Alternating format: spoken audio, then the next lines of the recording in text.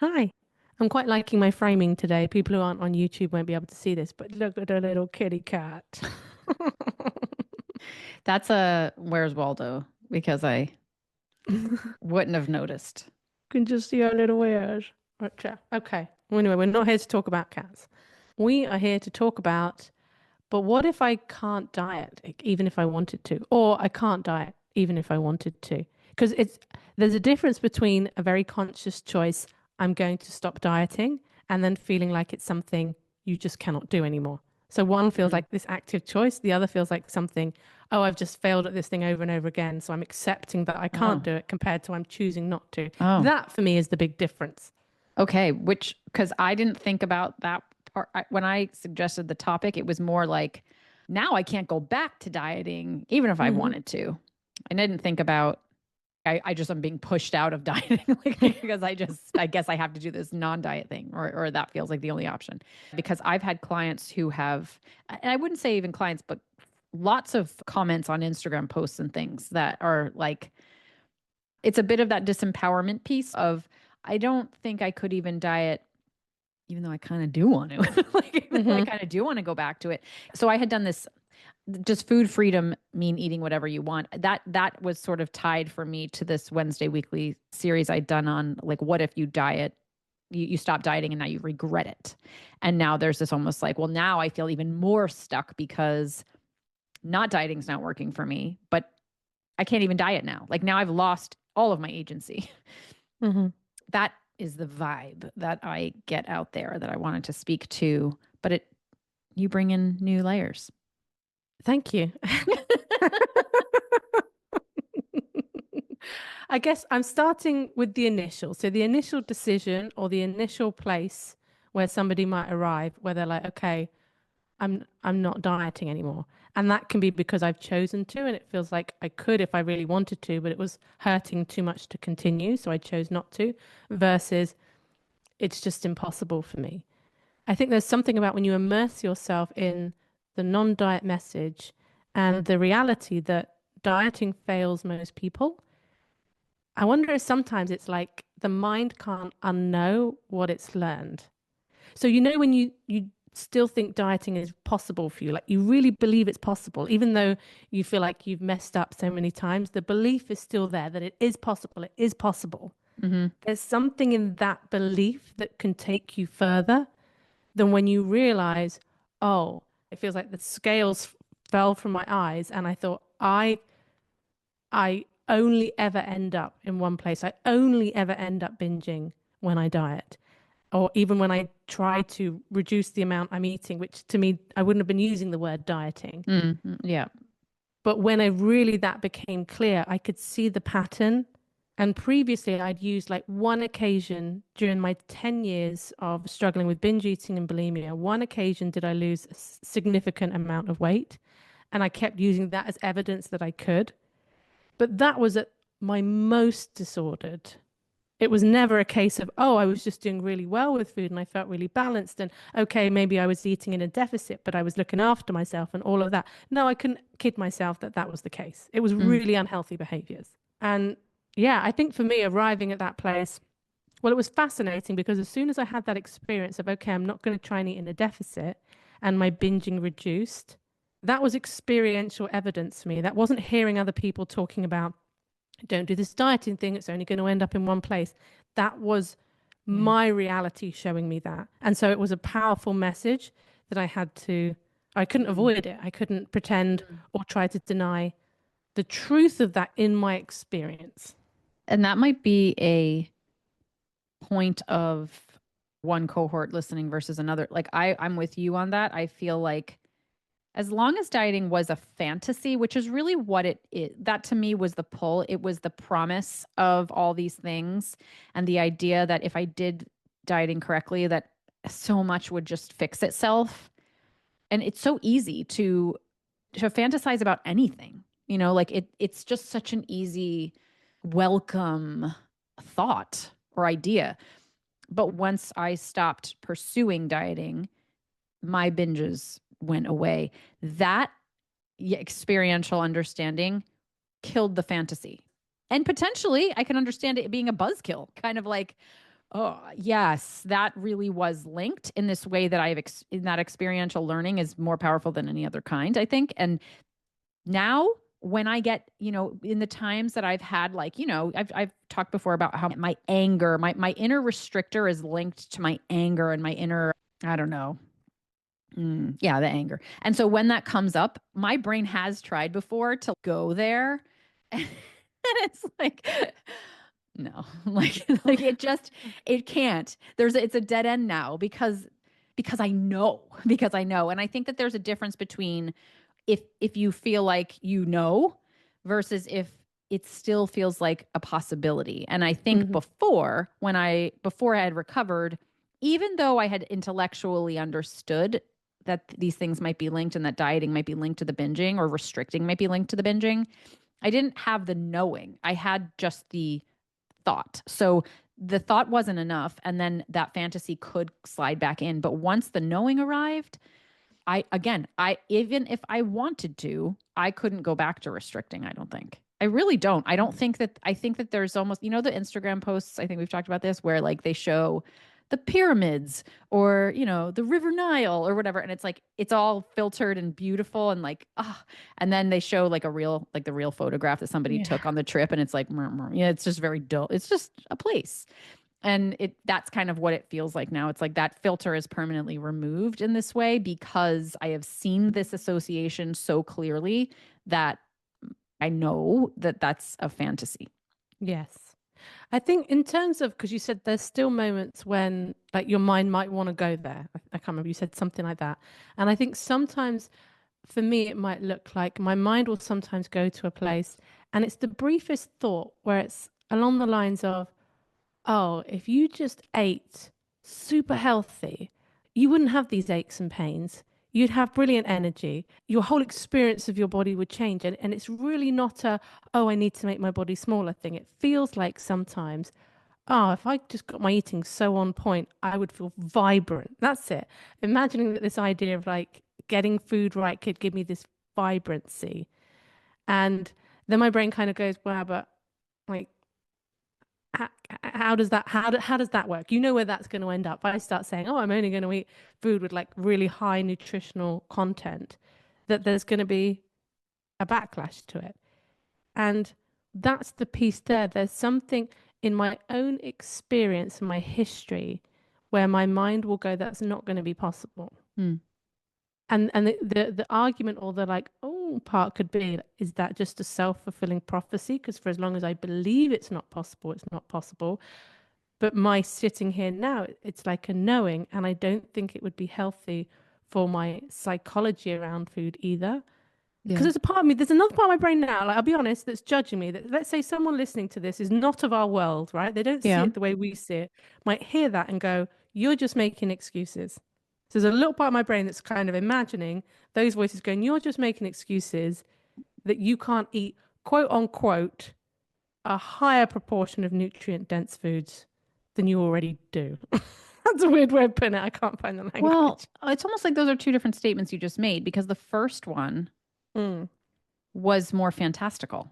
mm, So when you first introduced the thought, it was more like, if I eat super healthy, you said super, then I will be vibrant. Like, I think that is part of that mentality of fantasy. It's more extreme, it's more black and white, right? Like, I'm going to do it this way and I'll get this result. And I think calling BS on that is valid. Like, it's like, hmm no, that's not the way. But when you said it the second time, it was kind of like if I increase the nutrient density of some foods, I don't know if you said some or more than I am now, I think you said, it hmm feels different than the first part. I still think even the second one can be like, yeah, I still know where that leads for me. But I think that there is a difference between, like, I think the diet mentality or even the wellness mentality has words and ideas and energies around it that feel more like I'm doing this motion that podcast listeners can't see. Like, it's just more if I do with this. It's like very fantastical. hmm Versus saying that's what gentle nutrition can sometimes be. Is like, it's kind of like, is there a relationship between the foods I'm eating and my energy? Can I investigate that with curiosity and regulation? that might be viable if it can stay in that space, but it also might not be viable just because of our psychologies and things like that. But I think it's a difference. Here's the problem, because I know what you're saying. The language was different on both of those times, but they both had a similar feeling to me. And I realized just sitting here, why? There's something for me in this. This is how I'm going to do it now on.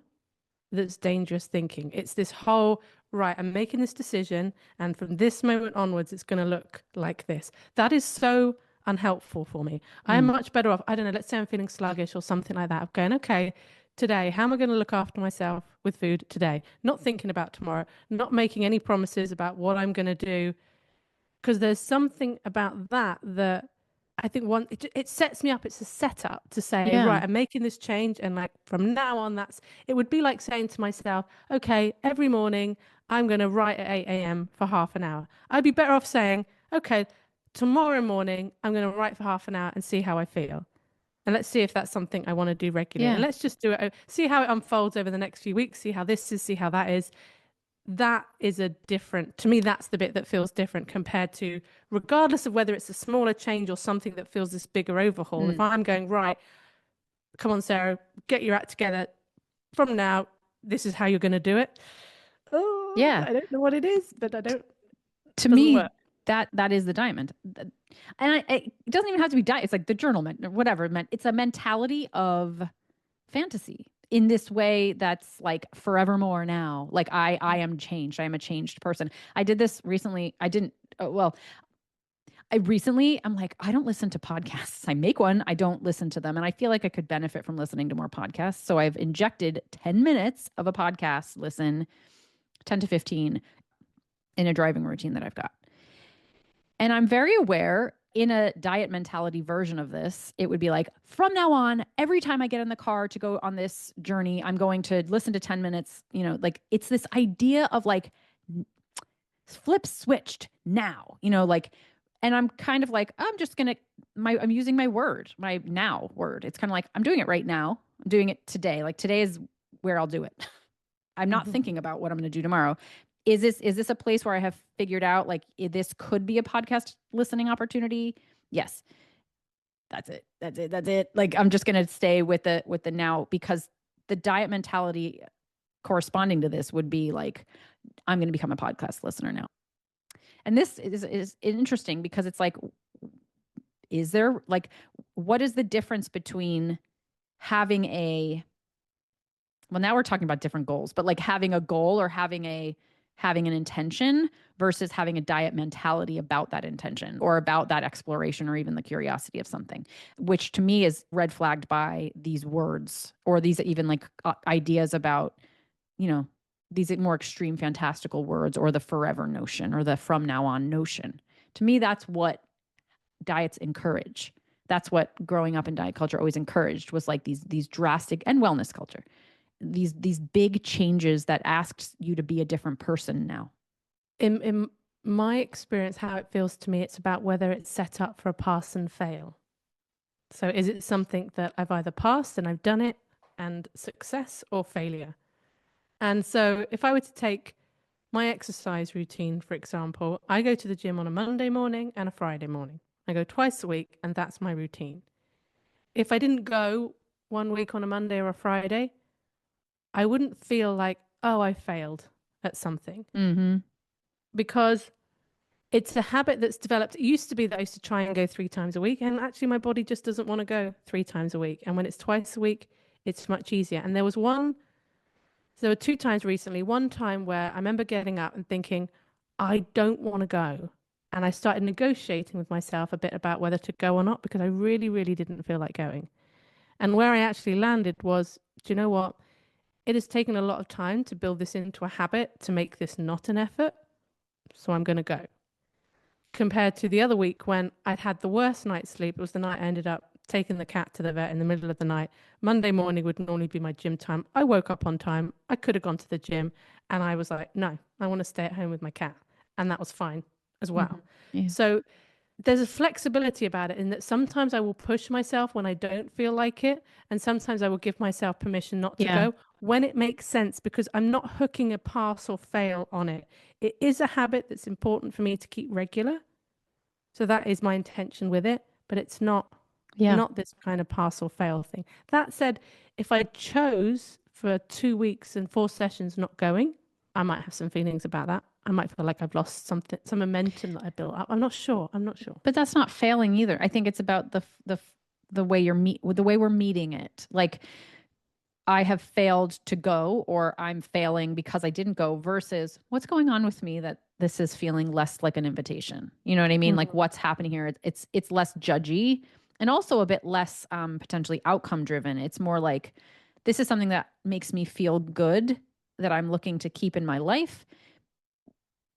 But the fact that I haven't gone, it's not about, and now you're behind. Like now, it's more like why am I not able to access something? And can I be curious about that? To me, those three things that I've talked about before, way back when, I think in the gentle nutrition episode, those flags of over identifying, over moralizing, or over attaching to the thing we're trying to do, to me is like that's the energy of dieting. That's the energy of the diet mentality, whatever it is about. I wish there was a little bit more of an umbrella term for this mentality. Maybe it's perfectionism, or perfectionism is attached to it in some way. But those are the signs to me that I'm thinking about something in a way that's unhelpful. Like I'm framing a goal that I've got in a way that's unhelpful. How do I sort of like go from, state A to state B about that? How do I remember why I'm doing something, what I'm doing it for, how to stay flexible in that? Because I think the brain is very quick and defaultly positioned to do those over attaching and over identifying. Like I think it's black and white is easier than nuance. Rigidity is sometimes easier than flexibility. Organizing these things in this black and white way is easier than gray area. So it will be a pull, and it's a reinforced pull as well. And I had a post this morning on like the idea of discipline and kind of like reframing the idea of discipline. I think it's harder to be flexible and it's harder to be gray area, I think, than it is to be like the definition of disciplined, which is actually quite black and white, doesn't factor context and things like that. I think that's a harder ask, is to be in this place of non-diet mentality, or whatever kind of mentality. Do you think then perhaps that the sticking point for some of this stuff is how much our sense of self-worth or self-esteem is attached to something? Because, dieting, when you talk about being fantastical, the whole idea of the fantasy isn't quite resonating with me, but there's something along the lines of it's the idea of I'm being good with food, I'm good. I'm being bad with food, I'm bad. I'm dieting, I'm successful. I'm failing and the food is the chaos and I feel utterly miserable and like I'm complete failure. That is, I think it's still fantasy. Fantasy doesn't have to be grand. I think it's just this idea that we'll be a good person if we can find that salvation. But I think actually maybe a word I resonate more with, it's not self-worth, is safety. If we're attaching safety to doing it a right or wrong way, then I think that's a setup. Like I'm only safe if I do it this way. Yes. So then kind of looping back to what we're talking about. Yeah, what was that again? Episode. Yeah. I've certainly heard this experience in a couple of forms where somebody has had a restrictive eating disorder and they've had the kind of treatment which is all about weight restoration. Yeah. And they've even been told by practitioners, you need to gain weight, you need to eat this amount now, you can always not always restrict later. I don't know that the practitioners would be saying that exactly. No, I don't think There's so. this kind of idea of like you can go Maybe. back to it. Mm. And a number of people end up with binge eating problems because it started off as restrictive. And then, of course, the way I might think about it is that your brain learns how to trigger a binge. It learns the circumstances, it learns what it needs to do to create that feeling and that need and that urgency to binge. Once your brain learns how to override your conscious control around food, it can do it when it's triggered to do so. And so I think this is the piece for some people, the frustrating piece where the letting go of dieting is so hard to do because they have these memories of such quote unquote great success of it in the past. But I think there's a just because we haven't touched on it yet, like a very kind of primal, I think it changes your brain, restriction, and going through that can be a type of trauma for the primal brain. Yeah. And then are you saying that binging? I agree. I think restriction is the coded trauma, and then the binging is the preventer. So once you go into the binge response, like the brain understands that that's the defense and it adopts it and never forgets it, right? Yeah, I think it learns something. And again, this is going to be different for different people because some people may still go back into restrictive patterns for a while. But a lot of people will describe, especially people I've worked with in their 50s and 60s, how each time it just got harder and harder and harder. Maybe for many years, they were able to have periods of restriction.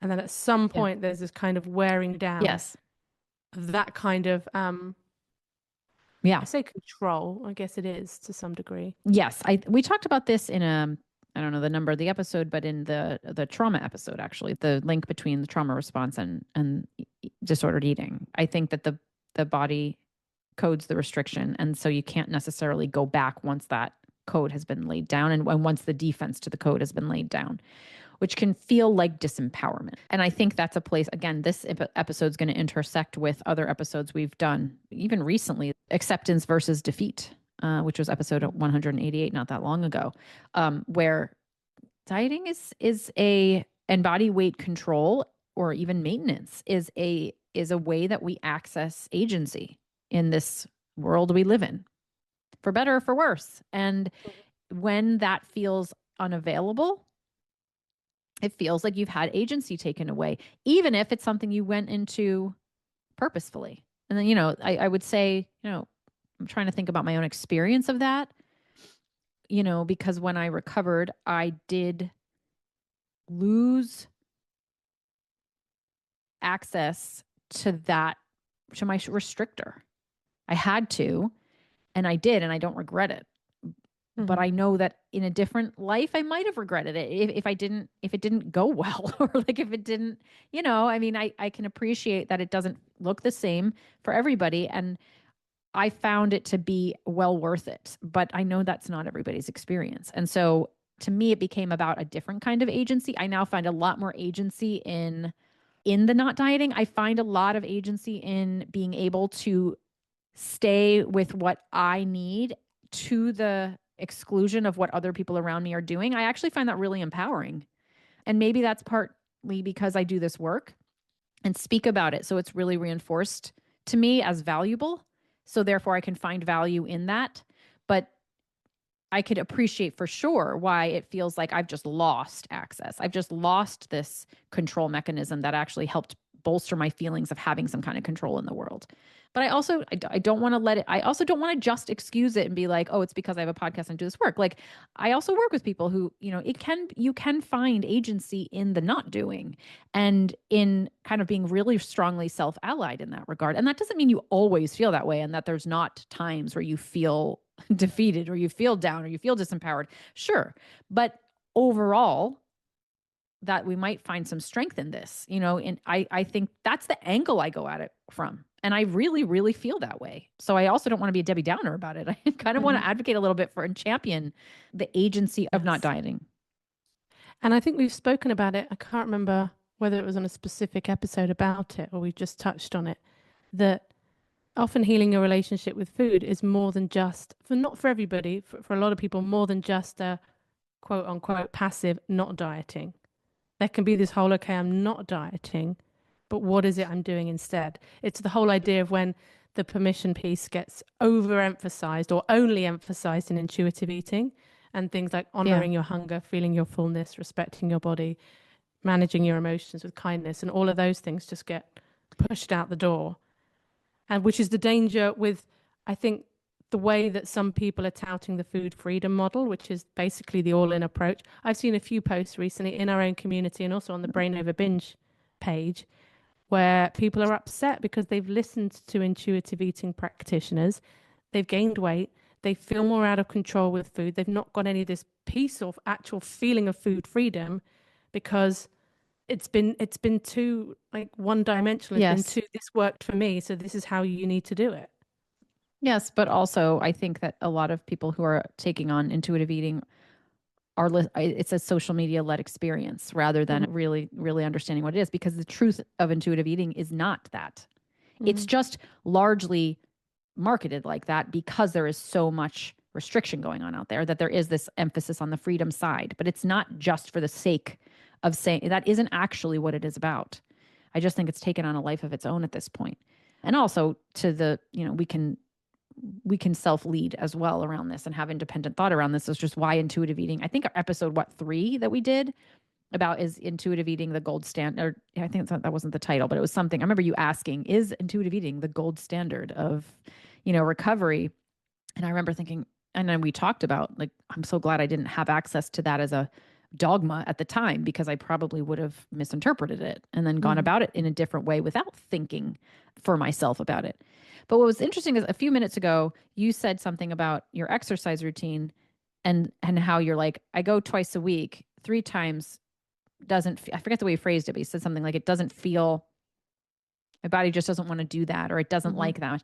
And I was, and when you said it, I know we were talking about something different, but I registered it because that is also part of what I think can be learned in the process of not dieting anymore, is like little things like that. Cause I feel it too, where I have this understanding about what my body, about how far my body can go, including things like that, like how many times a week it wants to exercise this week, right? Like I can feel when I'm pushing past a threshold of something and it's coming from my conscious will, like I want to do it. It's coming from my brain versus my body in a way that's relatively new. And I mean, relative, like in the past year or two, almost this interoception, which we should do an episode about, like and it happened to me the other day. I was sitting on my couch and I was like, oh, my brain wants to do this thing, but my body does not. And I was like, wow, that's so cool that I can sense that. That's really, and I can't even put into words how I can. It's just that is this kind of understanding of these small little nuances of communication that I get from my body that I would never have had dieting, because you're overriding that all the time so much with your brain. And that is also empowering and agency giving. I really use times like that where I'm like, this is why. This is what the benefit has been. This is why going back to dieting, this wouldn't be available if I did that. And it keeps me in some kind of different kind of balance that maybe doesn't look fantastical the way I thought it would, but it, doesn't give me this like woohoo-ness that I'm just always happy and in touch and I'm always okay with my body and this and that. But I have this access to this thing that keeps me in a regulated place way more often. And that to me was always worth it. Like that was my goal, which was to be more regulated of mind, body, and soul more of the time. So what are we saying to people who feel like they're in that place where they're going, okay, I followed this non-diet message and where I am now, I regret it and I can't get back. So there's a feeling of being trapped. I've heard people say, like, I can't do the food freedom thing. I fail at that. And I can't diet. I'm failing at that. Like, Yeah. I'm failing at both now. Mm-hmm. Whereas at least before I was having moments where I was succeeding with diets, moments when it was okay. Yes. What would we want to say to people who feel like they're stuck in that place? Well, my responses would vary depending on where the person actually is coming from. But 2 of the main ones would be, one is, are we just kind of being re-enamored with a fantasy that we already decided failed at one point? Because I think once you've been exploring non-diet for a while, it also is really easy to forget why you left diet culture in the first place. So there's some kind of reality checking as well, is number 1. And number 2 would be, I think oftentimes, not always, but oftentimes in this predicament, there's more nuance to be learned about what non-dieting means. And there is more agency you can have. I do believe this. I believe this is I don't know when this episode comes out, but my gentle nutrition course comes out in end of April. And it's what that course is about. It's really not about nutrition, and I really should rename it. And I remember saying that last year. I still haven't renamed it. But it's really kind of like fine tuning what it really means to have agency with food. And in a way that is not diet culture. It's not fantastical. It's not restriction, but it's also not, I am completely at the mercy of permissive eating. And that is important. Like, it's a really important distinction. And that, I think, is oftentimes where people need help and more clarity. Yes. I would be asking someone in that position, what is it you're trying to do? Like when you say you're not dieting, what is it you're trying to do? And I think there's a lot of confusion around, again, what it means. So when I was recovering, I never had the thinking, even though I had read the intuitive eating book previously, it wasn't intuitive eating framework or language that I was thinking in at that time. I can retrospectively apply it to intuitive eating now, but it wasn't following that. And for me, it wasn't about, oh, I'm going to give myself permission to eat the foods that I don't allow myself to have. And it wasn't like, it wasn't this idea of permission. What it was simply, I am not pursuing intentional weight loss. That was it. Because I noticed that when in my mind I was eating with this idea of intentional weight loss, that was the problem for me. So that was how it sounded in my own head. I'd say to myself at the beginning of the day things like, I am not trying to lose weight today. And so I don't know if lunchtime came and I don't know, I had some chocolate or ate something, too much of something, and I normally might trigger me over into a binge. I would be like, it's okay. I'm not trying to lose weight today. Mm-hmm. And that was really centering because it really helped. What that did was it got me out of the Last Supper eating. Yeah. That's what it did ultimately, because that was the bit that I needed to break. What was your goal from that though? Like when you're talking about what is it you were looking for, what's your goal? What was your original question? Just What do to you want? stop binging. My goal Just was stop just binging. to stop Yeah. binging. Okay. I was just so, it was Okay. so controlling. And I think, again, I've seen this play out many times as well. When people are binging, Huh. it's like, I'll do anything to stop binging. I just want to stop binging. And then Yeah. they stop binging.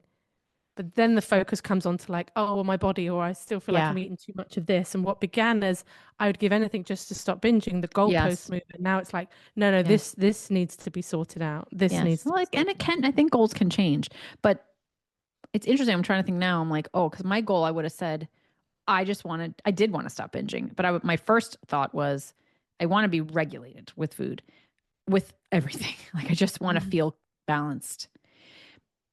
And I want to actually be balanced. Not just make decisions that reflected that, but just to actually feel it. I wanted to feel like I didn't have to work so hard to like figure out how to be balanced. But it came with stopping binging first. And from there, though, it did develop into, so I needed all in to stop binging. Once that happened, it did become more like, okay, now I would like to fine tune. I would like to have more nuance to when I want and don't want something. I want to be able to say yes and no to food now. Like, and that became a different phase. But first and foremost was always I want to not binge, and still to this day is that is always my foundational. Mhm. If I am there, I can work with it. Mhm. Like just like I mean, all the rest are perks. Yeah, Yeah. and I want to rephrase what I was saying before because when I was saying the goalposts were moving, of course, okay, now I've stopped binging. There are other things in my relationship with food and my body that are calling for my attention. So yes, but what it would be is like initially, I'm no longer binging. This feels wonderful. When that starts to feel a little bit like your new normal, a little bit mundane, suddenly it's not enough. Yeah. Yeah. And it's that feeling of like, this is not enough. I haven't made enough progress, which is different to, okay, the binging has calmed down. That's wonderful. You know, what else might need healing? What else Yeah. do I need to put my attention to? There's a very different energy in that Yes. than what felt like would be the thing that brought you freedom and did for a bit. Suddenly you don't feel free anymore because it's not enough because like Yes. your body isn't small enough and Yes. you know all the other things you imagined that not binging or not struggling with this problem would mean everything was just wonderful 24/7 with food. Fantasy. Mm. Fantasy, man. Fantasy works that way too. Like the Mm. fantasy of recovery and what that means. We really do have an episode to refer to every episode we do now. Like, oh, because we did an episode on that, the fantasy or what recovery really looks like. And anyway, We should just do an episode about all the episodes that we've done. we should take the hour to read the list. Yeah, and just we could do that for our 200th. We'll just go through every That'd be episode, really fun. Yeah, tell that'd people be what to really interesting. expect, like a glossary, a verbal audio glossary. Maybe. Yeah, maybe. Also, just want to throw in there the old compassion for feeling like this, for feeling like that stuckness that leads us to a thought like, I can't even now diet, even if I did want to, and how that can feel. I still think there's like more to the story. I feel like landing in that place. I don't know. I need to be compassion for that place. My inner fixer is like, but yeah, it's a and you know what? Sometimes we just need to be there and to be like, ugh, it's hard. This is too hard. This is all very hard. And I feel very frustrated by how hard this is and feel like I'm left with very little choice. And it can feel like that. I think the dangerous place or the worst place is hopelessness. Yeah. Because it's different being in a place where this is hard, this feels so difficult, I'm confused, I'm lost. If there's no sense of hope that can change, then it just feels like you're drowning. Yeah. The idea of just being in it without a sense of hope. But our podcast is all about hope. We do. We offer so much. Have we done an episode on hope? I don't think so. Someone on despair and hopelessness, kind of the opposite. Let's do it. I have a lot to say about hope. Yeah, I think it's an important topic for recovery. Okay. Okay, great. let's get out of this episode and record hope. Okay. See you later, guys. Bye. See you later. Bye.